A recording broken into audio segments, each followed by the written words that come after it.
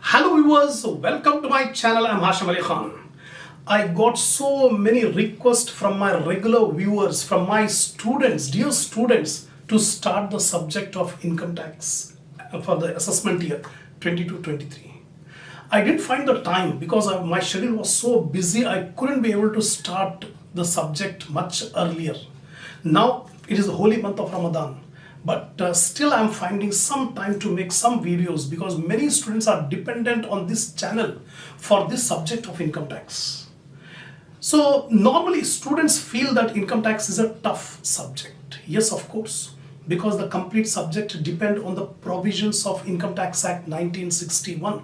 A student has to remember all the provisions. They cannot write in their own words because law is already there. You have to remember the provisions and apply it in the problems. So now in this unit, in this subject, we have totally 5 units. So in the coming videos, I'll cover up all the 5 units, inshallah. So unit number 1, we have introduction. So before starting the problem, you must know what is income tax, what are the characteristic features of income tax, what are the objectives, why the tax will be applied by the government, why the people will pay the tax, and what are the different types of taxes. Like income tax, we have a GST. Like that, we have different municipal local taxes are there: sewerage tax, property tax, toll tax, terminal tax, octroi, excise duty. So many different types of taxes are there. All these things I have explained in the first video, meaning. Second video I have prepared for classification of taxes. Very frequently in examination they will ask you what are the differences between direct tax and indirect tax. One video I have already prepared. I have to upload. So in this video I have explained you with examples what is direct tax, what is indirect tax, what are the merits, demerits and differences. Next comes basic concepts. In Income Tax Act, some concepts are used which have some technical meaning, like what is previous year, what is assessment year, who is a person, what is income, like that, what is PAN, permanent account number, and what is average rate of tax. The basic concepts I will make one video. In examination they will ask, what do you mean by assessment year? What do you mean by previous year? Until and unless you know all these things, you should not go to solve the problem. These are the basic fundamentals you should remember. Next is agricultural income. Income Tax Act 1961 has given specific different provision regarding the taxability of agricultural income. So what is the law regarding agriculture income? I am going to explain in one video. Next, income tax rules and exemptions.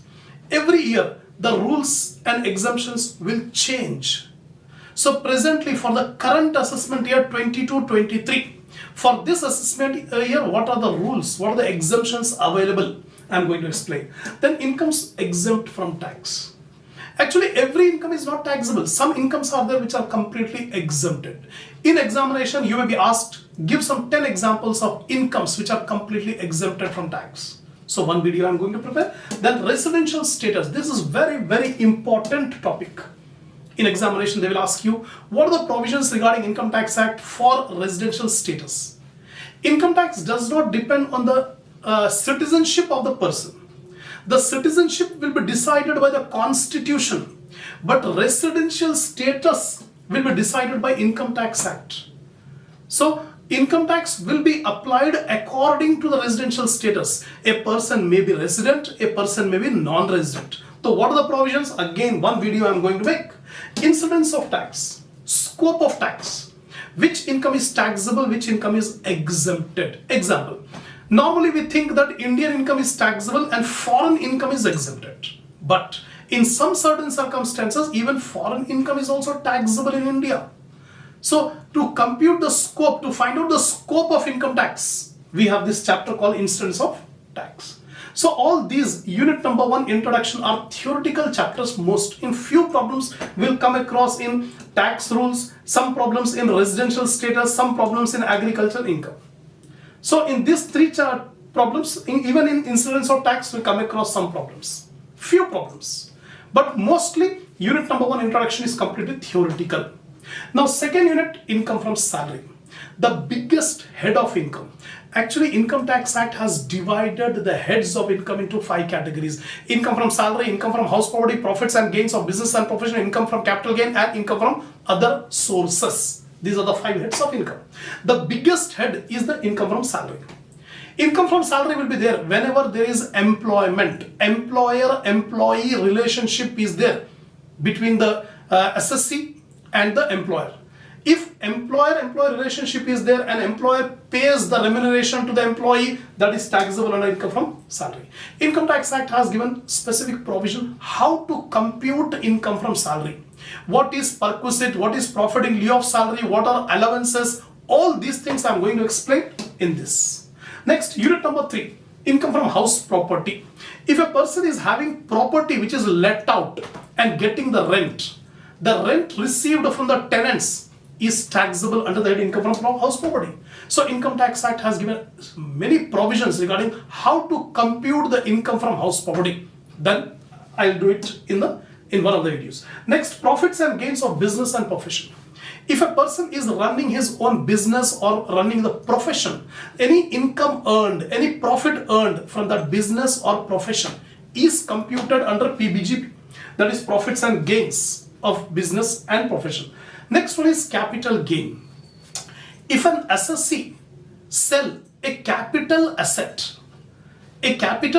is sold, like house property is sold. Similarly, some gold ornaments are there that are sold. So if any capital asset is sold and earned the income, that is taxable under capital gain. And lastly, income from other sources. If an income does not fit in the first 4 heads, that means Income Tax Act says we have to check whether the income will fall under salary. If it does not fall under salary, check whether it comes under house property. If it is not fitting under house property, check whether it is profits and gains of business or profession. If it is not fitting in PGBP, then check whether it is a capital gain. If in the first 4 heads the income is not fitting, then it is taxable under the head income from other sources. That means the main intention of the Income Tax Act is no income should go untaxed. Every income should be taxed. So all residual incomes will be put to tax under income from other sources. So these 2 topics we have in unit number 5. In this way, in the coming videos, I am going to explain. So if you want the perfect knowledge, watch all the videos from beginning till end. Then only you can enjoy the subject.